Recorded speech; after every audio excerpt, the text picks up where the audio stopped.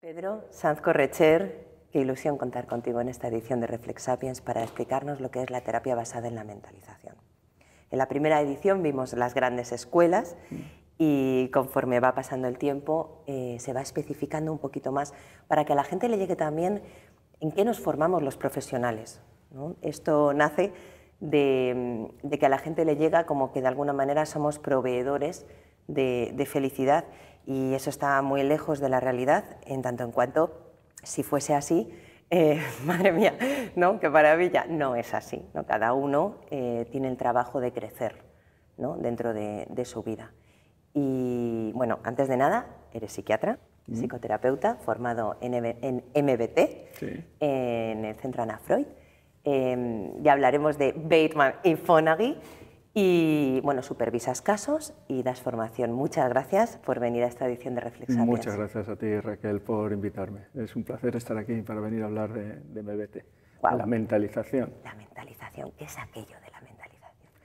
Pedro, cuéntanos. Mentalización es una palabra muy fea en Un poco español. Casi que suena al revés de lo que nosotros pretendemos, ¿no? Mentalízate suena casi como a resígnate, hazte la idea, ¿no? Y nosotros, el modelo este de terapia, donde pone el foco precisamente es en los procesos mentales, en la reflexión, que viene muy bien con el título del ciclo, ¿no? En conectar con lo que sientes, en sentir sobre lo que piensas, ¿no? Entonces es verdad que la palabra en crudo para el no iniciado suena, ya digo, suena raro. Nuestros pacientes nos lo dicen, ¿no? Sí, ¿no? Mentalízate, esto es hazte la idea, O a mentalista, ¿no? Incluso, o a ¿no? mentalista, que suena también un poco es muy así peyorativo, como... que también precisamente es lo contrario a lo que pretende la terapia y la forma de entender, ¿no? Nosotros partimos de la base de que la mente es opaca, ¿no? Los mentalistas supuestamente saben lo que pasa por tu mente.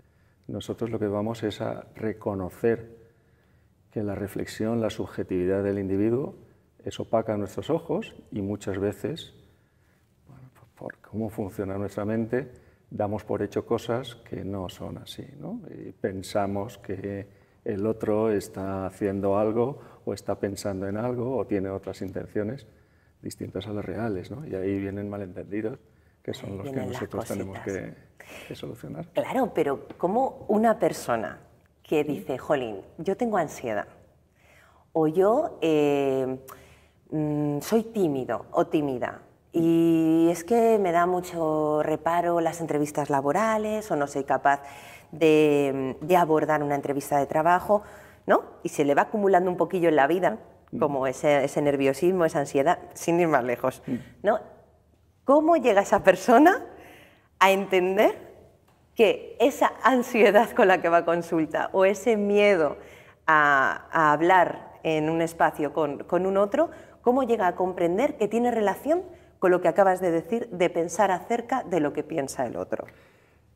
Mira, pues es muy complejo, porque la mentalización efectivamente es algo que es una capacidad humana, ¿no? De entender la conducta, la del otro y la de uno propio, pensando en las intenciones que te llevan a hacer o a actuar de esa forma. Entonces es verdad que nos cuesta con el otro, pero también nos cuesta con nosotros mismos, ¿no? Y muchas veces nos suceden cosas, ¿no? O nos poseen emociones, nos poseen estados intencionales de los cuales no somos muy conscientes y de ahí vienen los malentendidos, ¿no? Esto que muchas veces te habrá pasado, ¿no? Que te ven, que te dicen que te estás enfadando y tú dices, no tienes conciencia de ello y lo niegas, ¿no?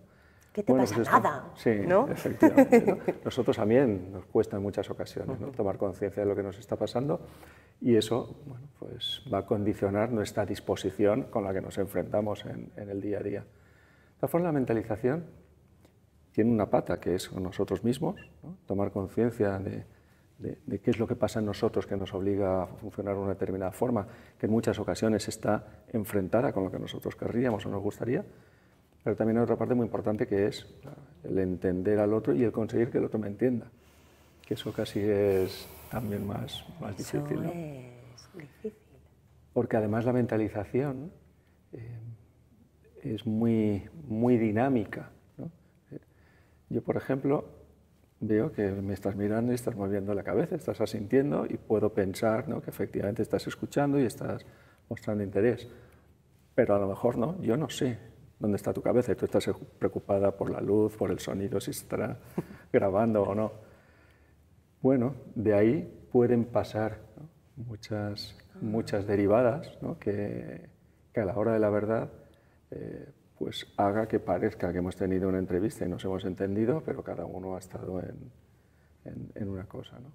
Y esto en terapia va a ser muy importante, porque el paciente, y sobre todo los pacientes más graves, ¿no?, van a tener, ¿no?, mucha dificultad para estar concentrados en su pensamiento, en reflexionar y en lo que les pasa, con la sola presencia del terapeuta, con la sola necesidad de tener que exponer a la hora de recordar aspectos que son dolorosos. Todo eso nos desconecta la capacidad reflexiva, ¿no? Y en nuestra terapia lo que vamos a intentar es estar muy atentos a ese proceso mental, a que realmente estamos hablando de lo mismo, a que realmente yo te estoy entendiendo, ¿no?, y tú me estás entendiendo a mí, ¿no? Y a través de tomar conciencia, ¿no?, de forma reflexiva, de esos estados que están por debajo, ¿no?, de lo explícito, de la conducta, es donde vamos a poder deshacer los nudos de los malentendidos, ¿no? Mientras te escuchaba pensaba, qué guay, porque todo gira en torno, todo lo que hemos escuchado aquí, a que la persona comprenda que en terapia se observa, ¿no?, ya sea mediante la creación de un yo observador, psicoanalítico, ya sea mediante la tensión de la relación que se está estableciendo en terapia, ¿no?, como ha venido a explicar la TFP.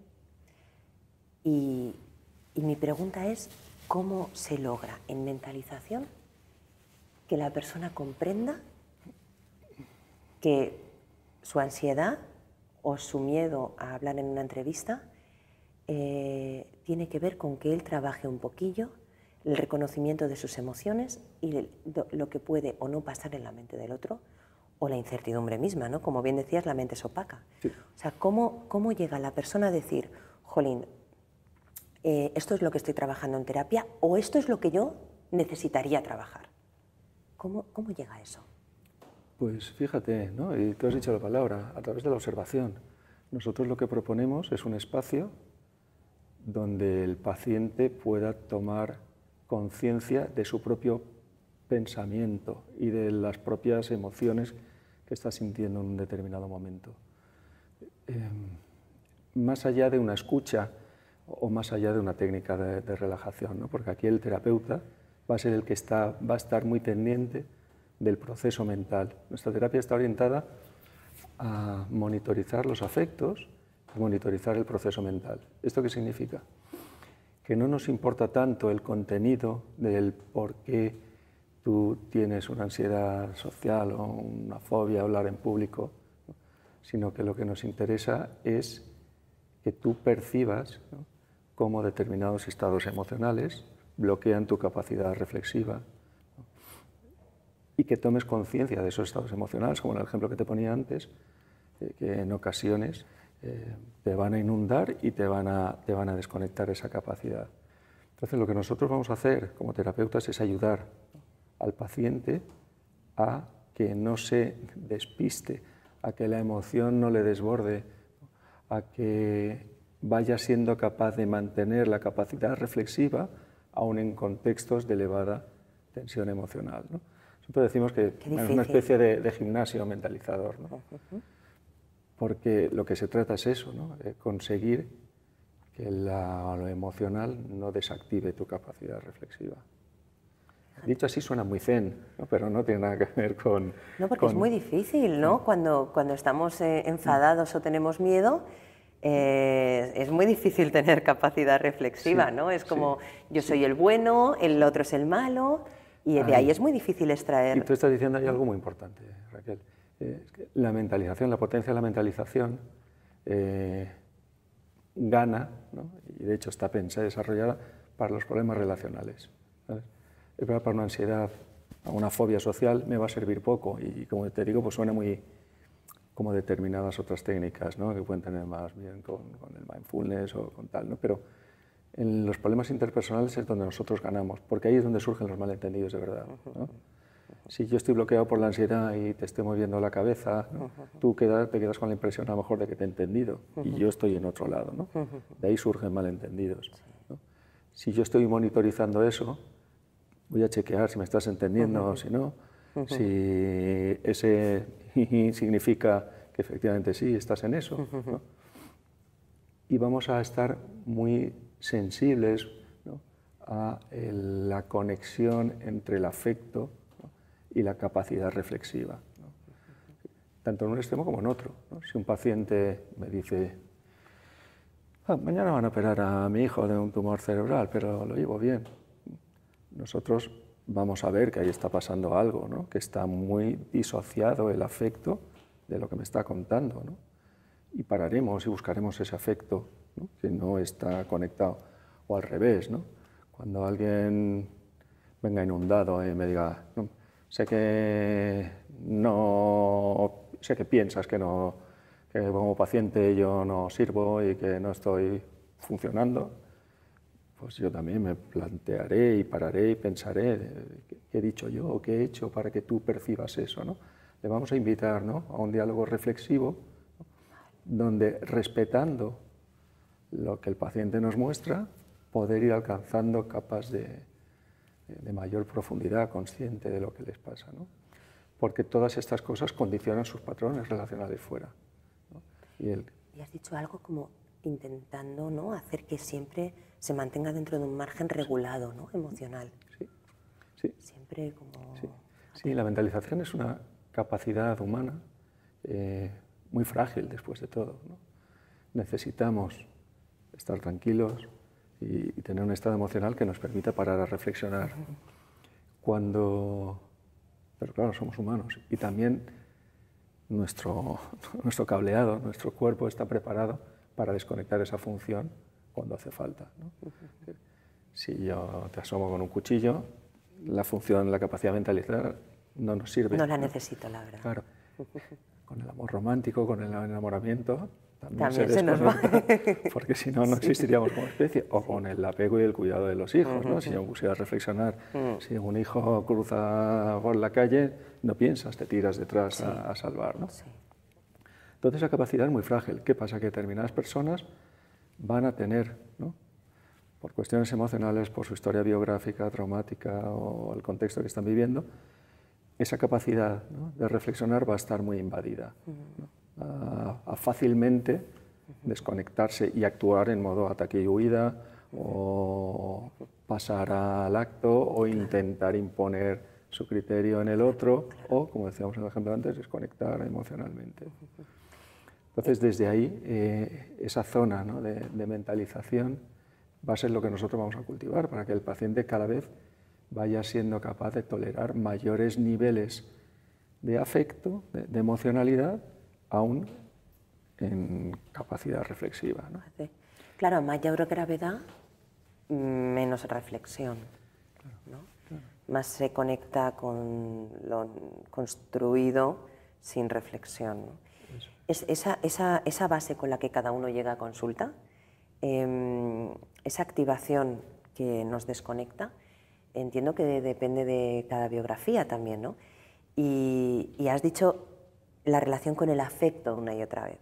Claro, esto nos lleva necesariamente, yo creo que todos los asistentes de ReflexSapiens dirán, ¡ah, el afecto! Esto tenía que ver un poco con el apego. Sí, ¿no? Efectivamente, ¿no? Claro. Tú lo has dicho, cada uno viene, ¿no?, con unos márgenes o con un patrón, ¿no? Sí, efectivamente, ¿no? La mentalización está muy unida, ¿no?, al apego, ¿no? Porque precisamente en un contexto de apego es donde nosotros aprendemos a regularnos emocionalmente y a tomar conciencia de lo que nos pasa, ¿no? Son nuestros cuidadores los que nos dicen, uy, hoy estás cansado, uy, pues estás enfadado, y es normal que estés enfadado, porque este te ha pegado, pero bueno, hablaremos con su papá y ya... En ese contexto de apego va a ser muy importante, ¿no?, ajustar también la capacidad de mentalizar e ir exigiendo, entre comillas, ¿no?, al paciente, estimulándole a que tome conciencia de cómo es su estilo, ¿no? Yo tengo un problema, me voy. Bueno, tienes un problema, me voy, pero bueno, vamos a poner el microscopio, vamos a ver qué es lo que pasa ahí, ¿Qué es ¿no? lo que está pasando? ¿Qué es lo que se te activa? ¿Qué es lo que se te mueve? ¿No? Sí.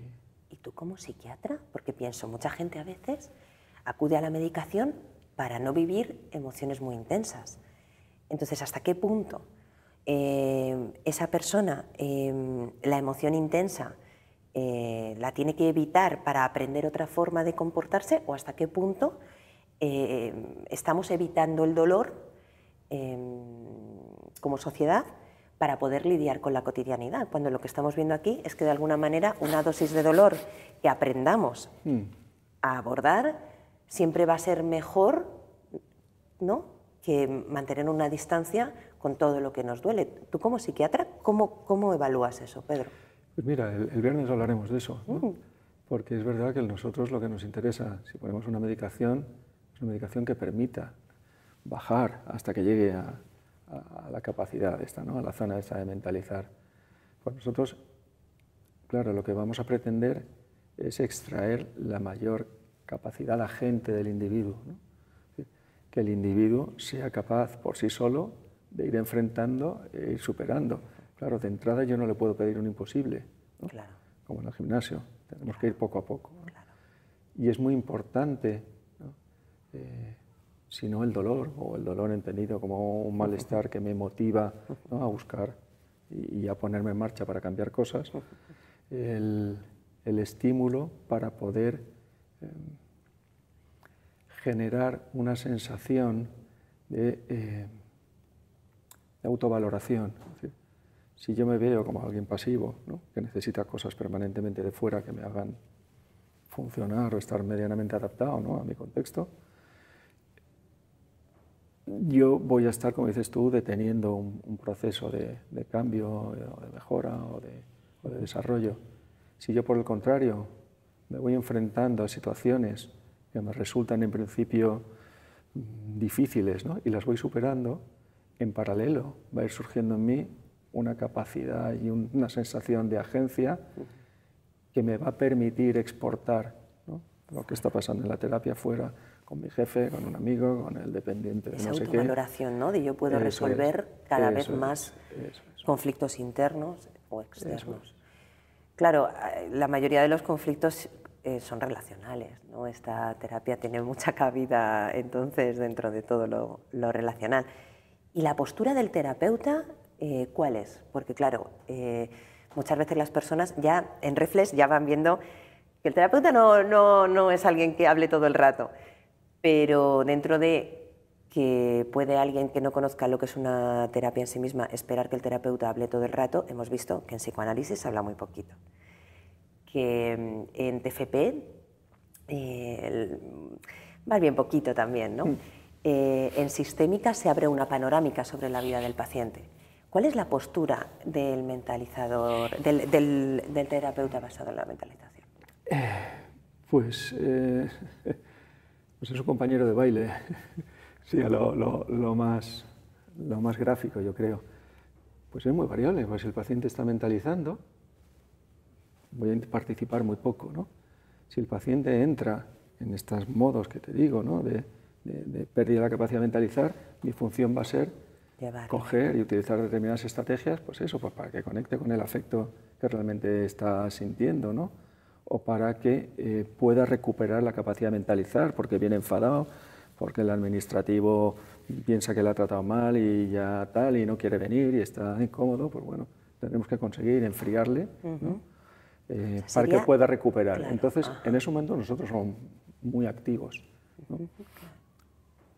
Pero en el momento que el paciente está mentalizando, bueno, ya es como, ¿qué te diría yo? Pues volvería al ejemplo del gimnasio, ¿no? Cuando uno ya sabe cuáles son sus límites, es ir acompañando y que el propio paciente, por volvemos a lo mismo, nosotros tiramos mucho de la agencia del paciente, que el propio paciente sea el que vaya dando los pasos y vaya tomando conciencia. Nosotros partimos de un presupuesto medio existencial, medio fenomenológico, medio bioniano, de la posición de no saber, que se llama. Si la mente es opaca, yo no puedo saber lo que te pasa, ¿sabes? Tú a lo mejor tienes muy claro que sabes que yo estoy cansado y que hoy no te estoy ayudando, ¿no?, pero yo no sé por qué piensas eso de mí, ¿no? Yo te voy a invitar, ¿no?, a que me digas qué está pasando, ¿Qué es lo que... o qué estás viendo en mí, qué está sucediendo, ¿no? O está haciendo que tú interpretes de esa forma. Continuamente, desde esa posición de no saber, yo voy a ser muy respetuoso con la mente y el sentido de agencia del individuo, porque pues, en muchas ocasiones nuestros individuos vienen muy dañados, al sentido de que eres tonto, que parece que no te enteras, que ya lo hacen suyo, ¿no? Soy tonto para que no me entero, ¿no? O en ejemplos como te decía, ¿no? Que donde uno no está conectado emocionalmente. Entonces, si yo le digo, ¿sabes? No eres tonto, no eres tonto, pues bueno, lo que va a encontrar es un apoyo que le va a generar una dependencia. Voy al psicoterapeuta para que me diga que... No, es maravilloso. Sí, pero no es eso lo que buscamos. Lo que buscamos es llegar a por qué llegas a esa conclusión, de dónde has sacado esa consigna, ¿no? ¿Qué es lo que te hace realmente sentir esto? O por qué en última instancia piensas que eres tonto, ¿no? Si tú eres víctima has tenido una infancia de muchos abandonos, muy poquitas figuras de referencia, ¿no? Y tienes unos rasgos de dependencia muy grande y de pegarte a una persona, y bueno, acabas con un maltratador, ¿no? Claro, la gente te va a decir, oye, eres tonto, ¿no? O eres tonta, ¿por qué aguantas con este? ¿Cómo te está tratando, ¿no? Y tú al final vas a sacar también esa conclusión si solo conectas, ¿no? con lo cognitivo. Es verdad, ¿por qué estoy tolerando esto, ¿no? Efectivamente soy tonta, efectivamente, ¿no? En nuestro caso vamos a buscar, ¿no? La emocionalidad que hay debajo. Si yo conecto con la sensación de soledad y si yo hago la pregunta contraria, ¿no? Es decir, no por qué haces esto, ¿no? Sino el qué te lleva, ¿no? a aguantar una situación, qué te aporta, ¿no? una situación de esas características. Voy a poder conectar con otros sentimientos que están por abajo, que tienen que ver con la soledad, o que tendrán que ver con el aislamiento, o que tendrán que ver personal, claro. con cuestiones de su historia personal, que le va a llevar a ver la conducta que ella estaba interpretando como soy tonta, ¿no? Bueno, ahora entiendo que hago estas tonterías, pero acabo de identificar la causa, ¿no? Voy a trabajarla desde otro lado y posiblemente finalizando esa relación, ¿no? Y la posición de no saber lo que nos va a llevar es a cuestionar, ¿no? A indagar continuamente, ¿no? En qué es lo que está haciendo que aparezca esta conducta en mí, aparezca este pensamiento en mí, ¿no? Aparezca esta afecto claro, en mí. por eso decías que era compañero de baile, claro. Porque vas desde un lugar de no saber, ¿no? Descubriendo, como se me viene la imagen como de estos mineros con la luz aquí, sí. Que van todos juntitos así, ¿no? Con la luz como iluminando a la vez los espacios, ¿no? Conforme va avanzando la persona se van iluminando los espacios, ¿no? Muy bien, efectivamente. No se ilumina al final de la cueva, va a la vez. Claro, ¿no? Claro. Y es el paciente el que nos lleva, porque si no volvemos a invadir, ¿no? su mente. ¿Qué es lo que te pasa, no? A tú lo que te pasa es que tienes que trabajar el duelo de tu padre, que no sé, bueno, el duelo de mi padre está ahí, pero a mí me preocupa más esta otra cosa, por decir un ejemplo muy simple. Claro, yo estaría ahí, volviendo a invadir, ¿no? la mente del paciente con mis consignas. Nosotros en ese compañero de baile o en este mirar conjuntamente un mapa, ¿no? Lo que pretendemos es que el paciente nos muestre qué es lo que le pasa y nosotros también ir guiándole, ¿no? De, bueno, pues yo veo esto, tú ves esto, ¿no? Entonces, ¿esto dónde vamos a ver? Pues mira, ya hemos visto tal cosa, ¿no? Pues aquí ponemos, ¿no? una chinchetita, ¿no? Pues aquí a lo mejor hay que llegar. No, yo creo que no. Pues bueno, pues vamos a este otro lado. ¿Y por qué crees que no? Pues a mí me llama la atención esto de que, ¿no? A tu hijo le vayan a operar la cabeza y no te afecte, ¿sabes? Pero bueno, imagínate, digo esto, pero bueno, me podría estar preocupando unas ideas de suicidio o experiencias muy intensas, pero que en un momento dado pueden estar muy desacopladas del individuo, ¿no? Bueno, nosotros vamos generando un mapa conjunto, pero siempre tirando al paciente. Un exceso de apoyo generaría una dependencia y una ausencia de apoyo pues, podría generar una iatrogenia, un abandono, ¿no? Y en ese equilibrio entre el estar y el no estar, ¿hay contacto fuera de consulta? ¿Hay algún tipo de contrato terapéutico? O, porque también he leído como que hay una primera fase donde se evalúa el compromiso. ¿Eso es así? Sí, porque todo el rato es el compromiso. Nosotros vamos a ver, ¿no? En la relación terapéutica muchas pistas de cómo se comporta relacionalmente el paciente fuera. Entonces, permanentemente estamos viendo el compromiso, ¿sabes? Si yo llego a tu consulta y te digo que he pasado por 10 psicólogos ya, ¿sabes? Tú tienes que plantearte, ¿no? Oye, ahí va a pasar algo, ¿no? Si está pasando con todos estos, yo no soy distinto, no soy ni mejor ni peor. Vamos a tener que estar atentos, ¿no? Ya vamos a anticipar en el mapa que te decía cosas. Claro, lo vamos a estar evaluando y vamos a estar viendo hasta dónde puede llegar el paciente, ¿no? Como te decía en ese compañero de baile, ¿no? Vamos a tirar de él o de ella, ¿no? En momentos donde su capacidad de mentalizar esté muy comprometida, su capacidad reflexiva, y vamos a dejar en otros momentos, ¿no? Y sobre todo también, digo lo compañero de baile, porque también hay una parte que juego yo con mi propio proceso mental, ¿no? Yo puedo estar equivocado. Yo un día puedo pensar, pues yo qué sé, que no estás atenta y soy yo que estoy sacando una pista equivocada, ¿no? Y tendré que en ese momento tener mucho cuidado con no invalidar la experiencia del paciente. Se me hace... Ay, perdón. Sí. Me sale decir hermoso. Se me hace hermoso lo que decíamos de la figura de apego, que pone palabras a lo que al individuo le pasa, ¿no? Siendo muy pequeñito, que pone palabras a lo que en la situación está pasando o a lo que mamá o papá están ocupados, ahora no pueden atenderte, pero lo veremos en 10 minutos, ¿no? Si eso no se dio con suficiente tiempo o en escenas que a lo mejor a la persona le marcaron más, aunque se diera en otros momentos, se me hace como que el terapeuta que trabaja la mentalización es como si cogiera ese relevo y suave, suave volviera a poner esas palabras a la emoción, es decir, como si esas etapas más primitivas se recogiera como ese relevo, ¿no? Y se volviera a, ¿no? Poner un poquito esa base, porque a mí me suena a base. Sí, ¿no? Sí. A trabajar sobre la base. Sí, de hecho, lo decía antes, no nos interesa, por lo menos en las etapas iniciales de las terapias, los contenidos, ¿no? De lo que se habla, sino establecer una base de confianza, ¿no? Es decir, que el paciente de repente sienta que están conectando realmente con lo que le pasa, ¿no? Que se está sintiendo realmente escuchado, ¿no? Y comprendido, ¿no? En la mente del otro, ¿no? Y eso es también a través de un ejercicio activo, ¿no? Y volvemos al compañero de baile, ¿no?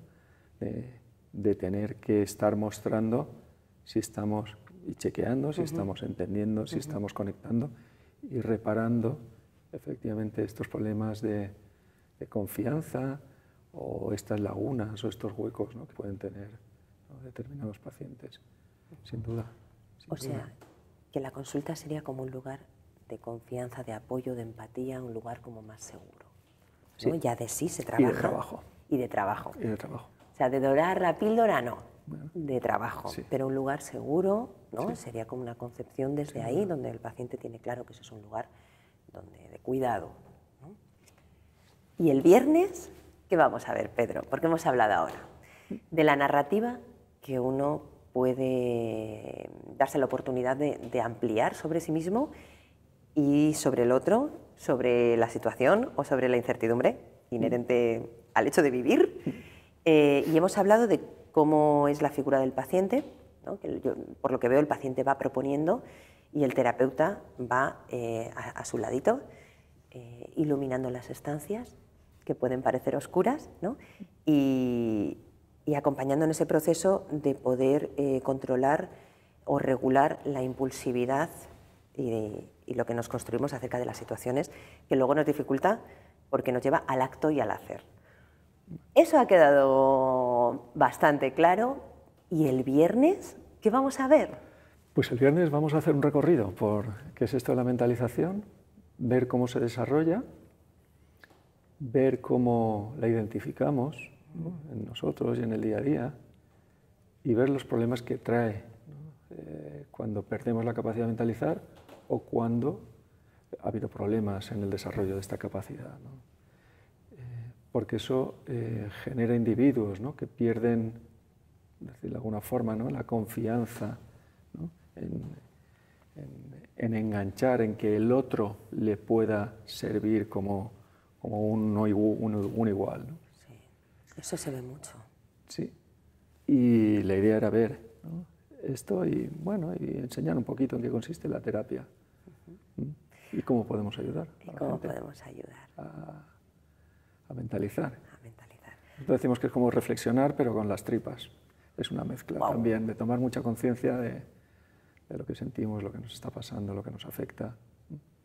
Claro, porque el cuerpo es una fuente de información muy interesante, ¿no?